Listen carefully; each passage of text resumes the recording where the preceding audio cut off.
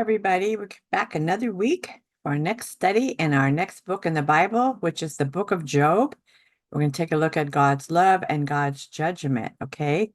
We have a picture here of what Job went through. If you've ever read this Bible book, Job, he was very wealthy, had a lot of children, and had lots of animals, and just doing wonderful. And so we're going to look at how he was destroyed, he was reconciled, um, he was regenerated, and his righteousness prevailed for him, that he continued to trust and believe in the Lord, so that after all the suffering from him, he was restored. Okay, let's take a look. All right, the summary of this, the book of Job is a part of the Old Testament in the Bible. It tells the story of Job, a wealthy man who is blameless and upright in the eyes of God. But Satan challenges God that Job is only good because God has blessed him abundantly. So God allows Satan to torment Job to test this bold claim, but he forbids Satan to take Job's life in the process. So Job loses his wealth, his family, his health, but he still blesses God in his prayers. Job's three friends come to visit him and share their thoughts on Job's affliction.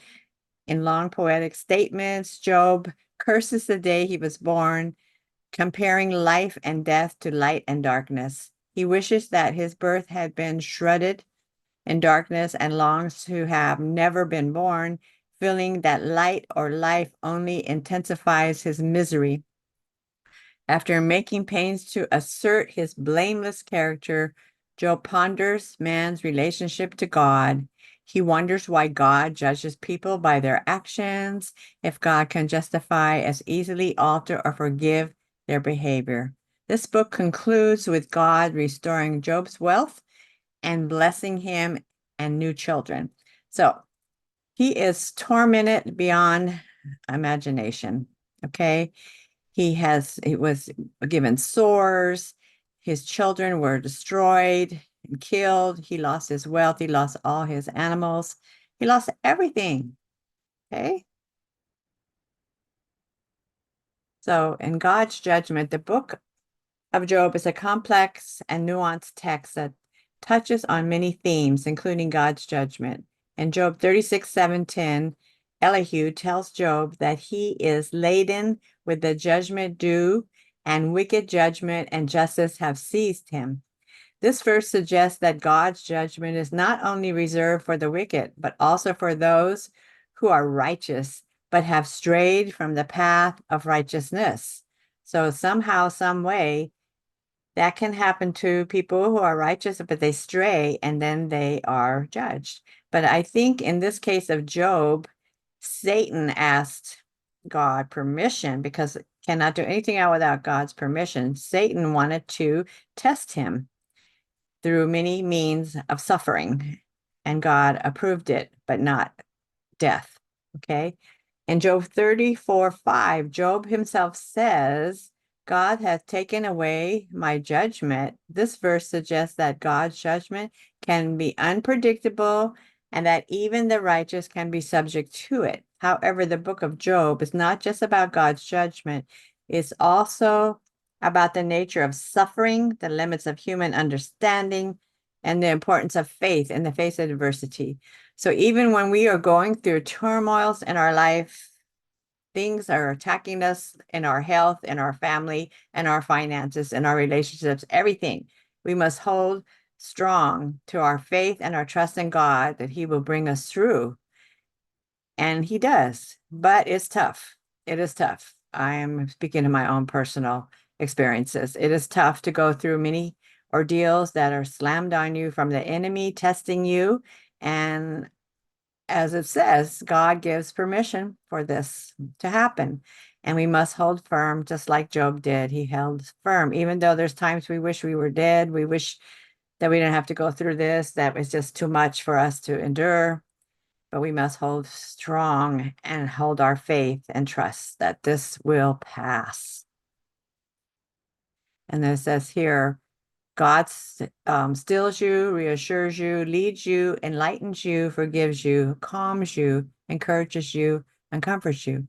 And what Satan does, he rushes you, frightens you, pushes you, confuses you, condemns you, stresses you, discourages you, and worries you. All the negativity, the things that Satan puts on you. All right.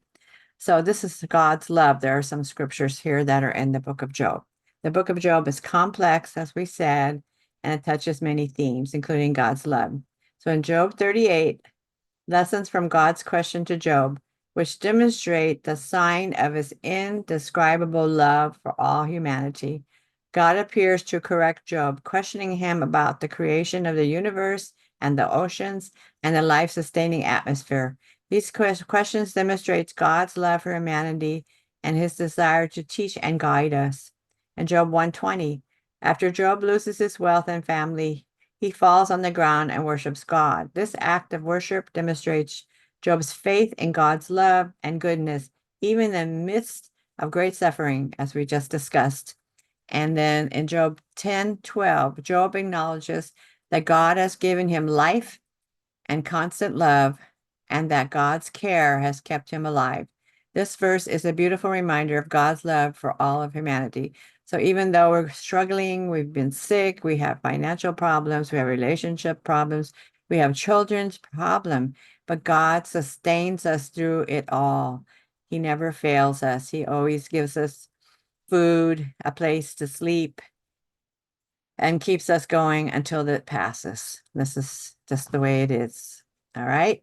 So, in conclusion, the book of Job is a complex thing, as which we talked about. And the book concludes that God restored Job's wealth and blessing him with new children.